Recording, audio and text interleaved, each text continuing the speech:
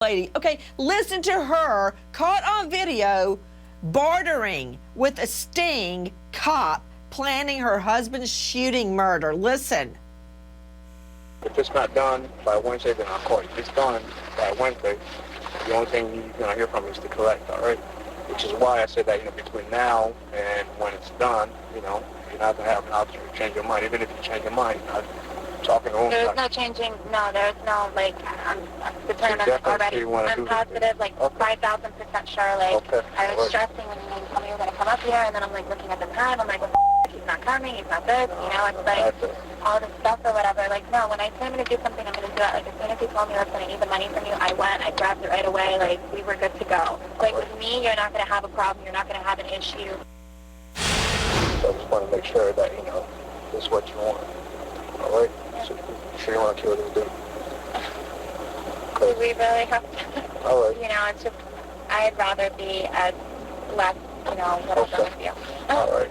I'm a lot tougher than what I look. I know you see me and you're like, oh, what a cute little girl, whatever.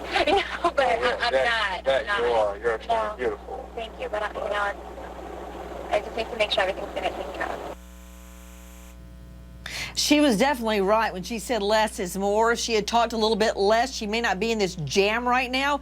Special guest joining me right now, Brian Claypool out of LA. He is the lawyer for Dalia Dippolito. Claypool, thank you for being with us. What is your defense for Dalia Dippolito? Well, Nancy, thanks for having me. The defense is that those videotapes you just saw should never have been admitted as evidence because they are the byproduct of what's called egregious police misconduct. And what that means, Nancy, in Florida they have what's called objective entrapment, and that means the court looks at not what the suspect was predisposed to do, but they focus on whether there was egregious misconduct by the police that violated Dalia's substantive due process rights. We filed a 55-page motion to dismiss all of the charges. Okay, hold based on, Brian. on objective. Brian. Yeah, I know you filed a huge whopper of a motion, very, very well written, very, very well researched, but I still don't understand what the defense is. You're saying entrapment and egregious police conduct in what way? Right. Right. Yeah, let me explain. The informant that was used as a middleman to get Dalia to go into the truck that you saw with the undercover police officer threatened Dalia Dippolito to do this, and he in turn was threatened by the police department. We have testimony under oath by the informant saying that the Boynton Beach Police Department threatened to prosecute him unless he forced Dalia to go forward and do this videotape. So that is egregious misconduct by the police department. Are you saying she knew that she was being videotaped during this? She knew she was being videotaped in the video you're showing right now with both Muhammad, the undercover informant, and the police officer. It was all part of a YouTube video that they were putting together to post. And by the way, Wait, a YouTube video who was putting together? The undercover informant was part of the plan to put together the YouTube video. He had previously been on a show called Burn Notice that replicated this alleged murder for hire plot. So he was involved along with Mike Dippolito and Dalia to put together this video to post in the hope of getting a role. Right.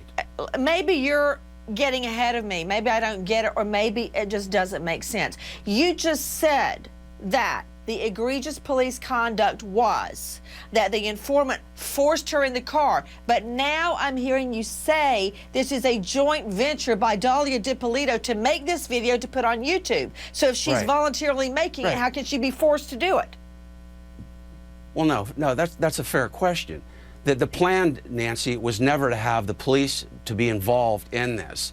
It's Dalia's position that you'll hear if there is a second trial, that the informant had suggested that we get the police involved to make this more credible, to make this a more believable video to post. Dalia was backing out of the plan, and that's why the informant goes into a Chili's restaurant with a gun carrying a concealed permit, and he was mic'd, by the way, Nancy, and we don't have that conversation. Why don't you ask Mr. Katz ask him where Nancy, ask him where is that audio tape of that conversation in Chili's, because Dalia was telling the informant, I don't want to be involved in this anymore, Okay, at which hold time on. he threatened her safety and the safety of her family.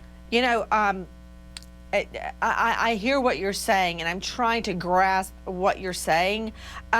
Hold on, before I get to Chief Jeffrey Katz, Boynton Beach Police Department. Also with me is Jason Brody. This is Michael DiPolito's divorce lawyer. Okay, Jason, very quickly, isn't it true that according to your client, before a hitman was hired to kill him, according to police and a jury that found her guilty, now she's walked free because an appeals court reversed. Jason, isn't there an allegation out there that she tried to poison him with Starbucks chai tea? Good evening, Nancy. Thank you for having me. I'm listening to this whole thing, and it is totally absurd. Not only did she try to poison him, she hired another hitman before this. Everybody's missing the boat on this. She found somebody on the street, paid him money, and the guy disappeared. This wasn't her first attempt. So this whole story, as you say, Nancy, is cockamamie. It's ridiculous. It makes no sense. I'm the only person that ever deposed her. She said that this was all for TV, so when I was deposing her, Michael was on the phone with me deposing her. Why didn't she say, Michael, tell them, this is all made up, this isn't truthful. The reason is she's lying, actually, Nancy. You brought up a really awesome point. Claypool, look, I don't mean to gang up on you, but I don't get it. She's already lived through one trial. Why didn't she use this at her first trial as her defense? I never heard a word about a voluntary YouTube video. Why is it just coming out now? Well, let me respond first to the remarks made by the lawyer there. First of all, he never took Dahlia's deposition. Second of all, there's never been a single criminal investigation, Nancy, of Dahlia DiPolito attempting to kill her husband through poisoning or any other means. I know Mike that. DiPolito, We're not Mike in, DiPolito has listen, never... cut their mics, Liz. We're not in a court of law. All right, so I can say, was she ever accused of this or was she ever suspected of this? We don't have a jury over in the corner. There's not a judge up on the bench, all right? Look around. You're in a TV studio. Okay, guys, everyone is coming back with us. I want you to see this video. You judge for yourself. Is this the real deal or is she just acting that she knows she's being tape recorded by police? Miss DiPolito? I'm Sergeant Ramsey. I'm the one that called you. Thank you for coming. I'm sorry to call you. Listen, we had a report of a disturbance at your house, and there were shots fired. Is your husband Michael? Okay, I'm sorry to tell you, man. He's been killed. He's been killed, man. I'm sorry. Listen, try to calm down. Okay, I'm sorry to tell you, man. He's been killed. He's been killed, man. I'm sorry. Oh my God. Did you want your husband dead? No, absolutely not. I'm positive, like 5,000% sure. Did you hire a hitman to kill your husband? No. Did you hear that? She's 5,000% sure she wants her husband dead. That was from ABC's 2020. Not 100, not 200, not 500, but 5,000%. Busted on video. Now, according to Brian Claypool, he is a veteran trial lawyer out of LA who is representing Dahlia DiPolito and is with us tonight. This was all a plan. It was a YouTube video that Dahlia DiPolito, her husband Michael DiPolito, and others were creating for YouTube, and somehow police got in on it and that she was forced to get in the car with the sting. Okay, Brian Claypool, even if she's forced to get in the car with the undercover agent caught on video where she's 5,000% sure she wants to kill her husband, how do you explain the other video where she's told her husband is dead and she bends over in grief? Well, because both of these videos, Nancy, are what's called fruit of the poisonous tree. They are the result of the police department at Boynton Beach putting undue pressure on both the informant, who you see there in the first video, and on Miss DiPolito. And let me share another piece of evidence that we just learned in the last few months. There were 500 phone calls made by that informant in the truck with Dahlia before she ever agreed to go into that truck. 500 phone calls. Okay, hold on just a moment. Let me understand something. Hang on. Ask Chief Katz where those 500 audio tapes are of all those phone calls. Okay, you know, Rory O'Neill with me with iHeartRadio and Daphne Durrett, criminal courts reporter with the Palm Beach Post. First to you, Rory.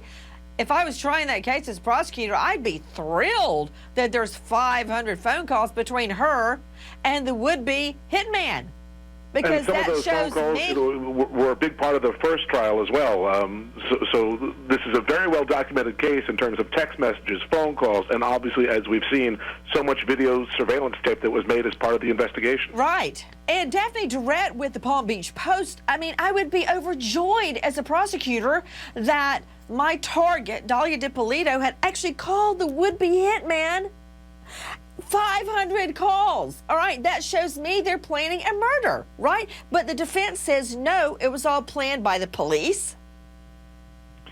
Well, I think that was some of the claims that were made during even during the first trial, that Dahlia and Michael had planned together to do this for a reality television show, and that the police acted overzealously. I think some of the claims of police going above and beyond were sort of there in some ways, even during the first trial. Okay, because I never heard that as a defense.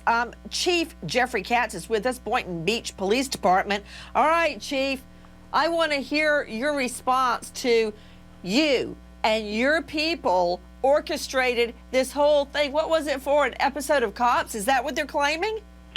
Well, yes, that is what they're claiming. The facts simply don't add up to that, though. We had an arrangement with cops. They came in on the 5th of August was the first day they started doing filming in our jurisdiction. That also happened to be the day that we arrested Ms. DiPolito. This investigation occurred many weeks beforehand, and so the nexus between the COPS program and this particular criminal investigation is coincidental. And I know it's being used as a means to try to impeach the investigation, but it's simply coincidental. Well, the other thing, Chief Jeffrey Katz is with us from the Boynton Beach Police Department, who is now under fire by Dahlia DiPolito and her lawyer, Brian Claypool, claiming that police were in on this because it was all going to be an episode of Cops. Was there ever a Dahlia DiPolito episode on Cops, Chief Katz? Yes, there was an episode where this investigation was highlighted on the show. But as I said, the relationship that we have with the television show occurred months before, and they just happened to start filming the morning that we made the arrest in the DiPolito case. I see. Chief Katz, all these 500 phone calls that occurred between Dahlia DiPolito and the hitman were long before you guys said, sure, come film us, we don't care, right? Yeah, like I said, I can't get into the specifics in the timeline, but I can tell you that that is simply coincidental that Cops was filming in our jurisdiction at the time of this arrest. Our investigation was ongoing far before they ever agreed to come in and do any filming, and they were with our jurisdiction, by the way, for 8 weeks, covering a variety of other things as well. Everybody, take a listen to this from ABC's 2020. Did you want your husband dead? No, absolutely not. Did you hire a hitman to kill your husband? No. How do you explain what we have all seen and heard on those videotapes? I'd like to be able to explain that to you right now, but I can't because the attorneys legally have told me that we're saving.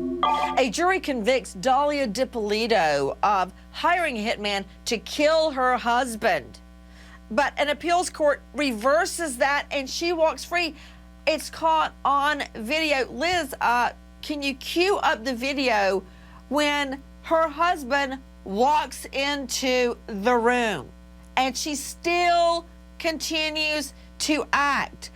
To Jason Brody, Michael DiPolito's divorce attorney, what do you make of this defense? As I told you before, it's absurd. It didn't work the first time when they said it was for a reality show. This time now it's for a YouTube video. They're throwing things up against the wall to see what sticks because she has no defense. They're putting the Boynton Beach Police Department on trial. They're trying to do what Johnny Cochran did in the OJ trial. They're trying their best. They're doing their best, but there's nothing here. She's guilty. That's the bottom line. I've been in this case since day one. We represented him in his first divorce, my partner Josh Friedman and I. We know the facts of this case. Mr. Claypool's making statements now he has no knowledge of because he's just new to this case now. For 6 years, we've been in this case. There's been nothing, one time, that she has spoken until now. Why do you think she's speaking now, Nancy? Because she has no defense, and their only defense is to hopefully get to a jury pool. There's no other reason for it at this point in time. She's guilty. Jason Brody, what do you think is the single most powerful evidence that would suggest guilt? And you've heard Brian Claypool's defense. So what's the evidence the state's going to use to strike back? My client, Michael DiPolito, he said none of this is true. It's a farce since day one. He was shocked when they woke him up at 5 o'clock in the morning and pulled him out of bed to tell him his wife was about to kill him. He had no knowledge of any of this stuff. If he did, what's his benefit? He's sitting there, she's taking money from him. Now I want you guys to see the coup de grace. Listen. Oh my God. He's alive. Come here, please. Come here. Mike, come here. Come here, please. Come here. Can't fix this. Why not? I didn't do anything I to heard you. you. Mike, come here, please. Come here. On HLN, Amazon is going after Etsy overnight.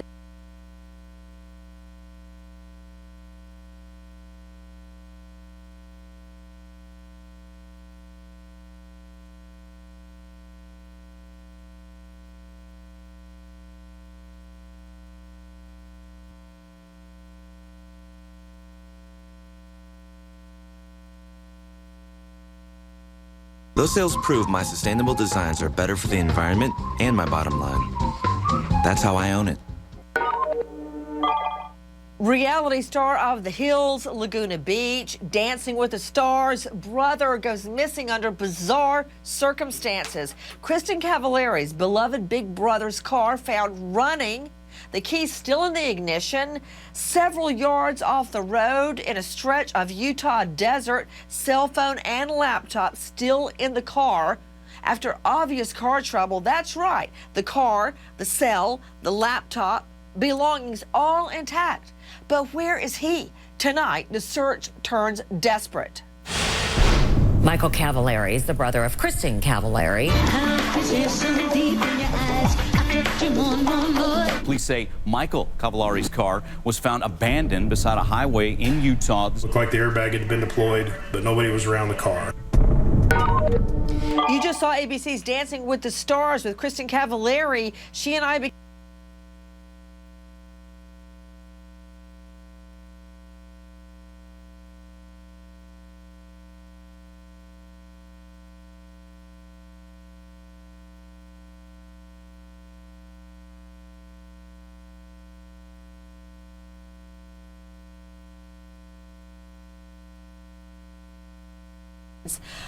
he could be wandering the desert